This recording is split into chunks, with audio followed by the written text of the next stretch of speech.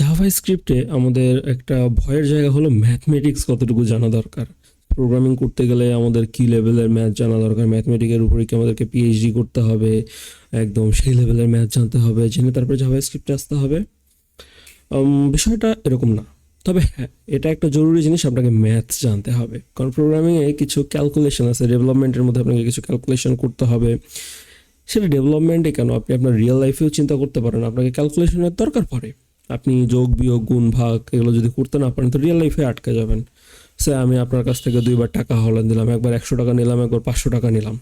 এখন আমি আপনার কাছে কত টাকা টোটাল হাওলাত নিছি? 600 টাকা। কিন্তু আপনি যদি যোগ করতে না পারেন তাহলে তো আমি আপনারা বলে দেবো, ভাই আপনারা একবার 100 একবার 500 দিচ্ছেন, আপনি আমার কাছে টোটাল 200 টাকা পান, দিয়ে রাখেন 200 টাকা। সো এতটুকু তো বোকা হওয়া যাবে না, তাই না? সো জাভাস্ক্রিপ্টেও এরকম যে কি আপনার মিনিমালিস্টিক কিছু ম্যাথ জানতে হবে। তবে বিষয়টা হলো এরকম, আপনাকে পূর্ব থেকে জেনে আসতে হবে এমন না কি আমি ভাই আবার কি ক্লাস 1-এর ম্যাথ থেকে শুরু করব। নো, আপনার যখন যেটা দরকার পড়বে আপনি সেটা তখন শিখে নেবেন, শিখে নিয়ে আপনি আগাতে পারবেন। আমরা এর আগেও এরকম জিনিস বারবার দেখে আসছি যে আমরা যখনই ডেভেলপমেন্টের কোথাও কোনো প্রবলেমের মধ্যে পড়ছি সেই জিনিসটাকে আমরা খুঁজে বের করে শিখে নিছি, নিয়ে আমরা আবার ডেভেলপমেন্টে ব্যাক করছি। অর্থাৎ যখন যেটা দরকার পড়বে আমরা তখন সেটা শিখে নিব। সো আমরা আজকে এরকম ম্যাথমেটিক্সের কিছু টার্ম দেখে নেব যে আমাদের প্রোগ্রামিং শুরু করার জন্য, জাভাস্ক্রিপ্টের জন্য কতটুকু ম্যাথমেটিক্স জানা দরকার এবং এই ম্যাথগুলো কীরকম হওয়া দরকার সেটা সম্পর্কে ইনশাল্লাহ আমরা কিছুটা আইডিয়া নেব। সো আমরা যদি আমাদের ডিসপ্লের মধ্যে দেখি এখানে JavaScript essential maths concept sheet, অর্থাৎ আমাদের কী কী জানতে হবে। প্রথম আপনাকে নাম্বার চিনতে হবে। এই যে 1 2 3 4 5 6 এগুলো তো নাম্বার, তাই না? এই নাম্বারগুলো আপনি চিনেন, সেই নাম্বারগুলোর সঙ্গে আপনার একটু পরিচয় থাকতে হবে। এবং এই নাম্বারের মধ্যে কিছু টাইপ আছে, এগুলো হলো পজিটিভ নাম্বার, এগুলো হলো নেগেটিভ নাম্বার। পজিটিভ নাম্বার কি, যার সামনে প্লাস চিহ্ন আছে। নেগেটিভ নাম্বার কি, যার সামনে মাইনাস চিহ্ন আছে। আবার কিছু সংখ্যা আছে পূর্ণ সংখ্যা, যেমন 1 2 3 4 5। আবার কিছু সংখ্যা আছে ভগ্নাংশ, এদেরকে বলা হয় ফ্লোট নাম্বার বা ফ্লোটিং পয়েন্ট, যেমন 3.1416 পাই এর ভ্যালু, 0.5 0.3 1.2। এই যে এরকম যে নাম্বারগুলো এটা থাকে, এটা হলো আমাদের ডেসিমাল নাম্বার, অর্থাৎ এর মধ্যে দশমিক থাকে। তারপরে থাকে কিছু ফ্র্যাকশন, যেমন হাফ, 1/2 1/3 1/3 1/5 1/5, এরকম ফ্র্যাকশনাল নাম্বারও থাকতে পারে। দেন আমাদের ইনফিনিটি নাম্বার থাকতে পারে, ইনফিনিটি পজিটিভ হতে পারে, নেগেটিভ হতে পারে। আবার আমাদের প্রোগ্রামিংয়ের মধ্যে নাম্বার নিয়ে একটা স্পেশাল ক্যাটাগরি আছে, সেটা হলো ন্যান, অর্থাৎ নট এ নাম্বার। এই ন্যান আমাদের বেশ কিছু কাজে আসে, সেই জিনিসগুলো আমরা জানবো।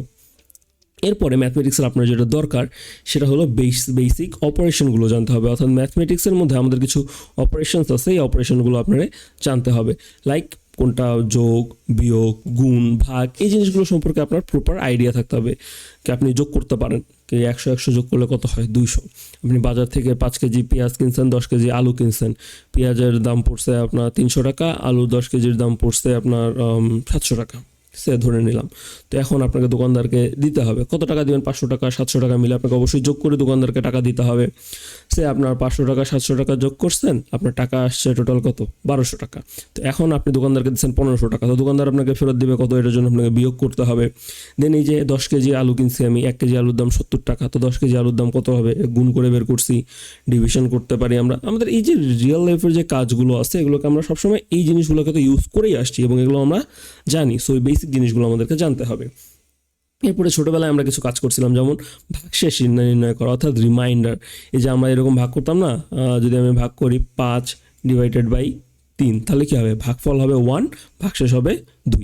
সেই যেরকম রিমাইন্ডার নির্ণয় করা এটা জানি। পার্সেন্টেজ শতকরার হিসাব করছি আমরা, আপনাদের আমার কোম্পানিতে আপনার 10% পার্টনারশিপ আছে, তাহলে আপনি কত টাকা কত পার্সেন্ট পাইতেছেন, কোম্পানির লাভ লসে কত টাকা পাবেন, এই জিনিসগুলোতে হিসাব জানতে হবে।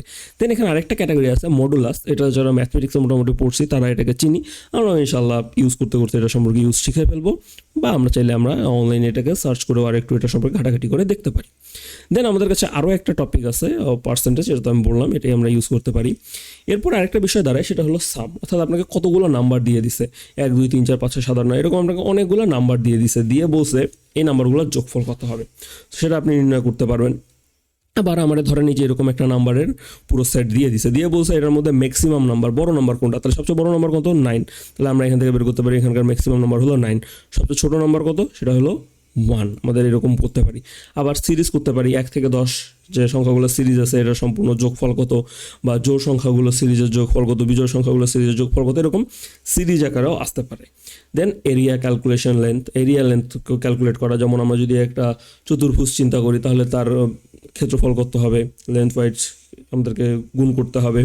দেন হলো আমরা যদি একটা বর্গ বলি তাহলে কি তার যে কোনো একটা লেন্থ নিয়ে সেটাকে স্কোয়ার করে দিলে আমরা বর্গক্ষেত্রের ক্ষেত্রফল পেয়ে যাবো। এরকম আর কি এরিয়া ক্যালকুলেশন কিছু ছোটোখাটো জানতে হবে।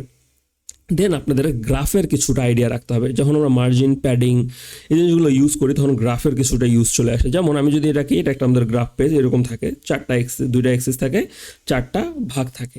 সেই যে মাথার দিকে উপরের দিকে যেটা উঠে গেছে এটাকে বলা হয় ওয়াই এক্সিস। এই যে আমাদের ডানে বামে যেটা চলে গেছে সেটা হলো এক্স এক্সিস। এটা হলো পজিটিভ সাইড এক্স এক্সিসের, এটা হলো নেগেটিভ সাইড। এটা হলো ওয়াই এক্সিসের পজিটিভ সাইড, এটা হলো ওয়াই এক্সিসের নেগেটিভ সাইড। এই যে এরকমই আর কি, জাস্ট এতটুকু জিনিস জানতে হবে।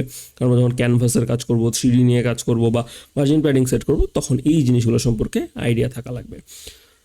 সো ম্যাথমেটিকের আপনি যদি এই বেসিক কনসেপ্টগুলো সম্পর্কে আইডিয়া রাখতে পারেন এবং আপনি জেনে থাকেন তো আপনি প্রোগ্রামিংয়ের জন্য টোটালি রেডি। আপনাকে এক্সট্রা কোনো কিছু আরও জেনে আসতে হবে না।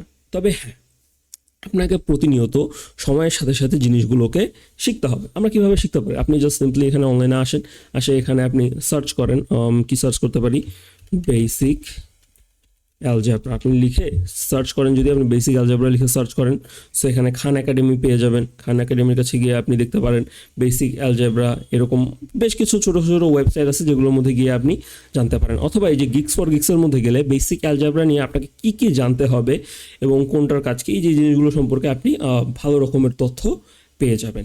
ইনশাআল্লাহ আমি ভিডিওর সঙ্গে এটার লিঙ্কটাকেও অ্যাড করে রাখবো যেন আপনি খুব সহজে এই জিনিসটাকে খুঁজে পান। অথবা আপনি গিক ফর গিক্সের মধ্যে যান, গিয়ে সার্চ করেন বেসিক অ্যালজেব্রা, তাহলে বেসিক অ্যালজেব্রা সম্পর্কে আপনার আইডিয়া হবে, বেসিক জিওমেট্রি সম্পর্কে আইডিয়া হবে। এখানে সার্চ করে করে আপনি জিনিসগুলোকে বের করে চেক করে দেখতে পারেন এবং জানতে পারেন, এবং আপনার যতটুকু দরকার আপনি এভাবে প্রতিনিয়ত শিখতে পারেন।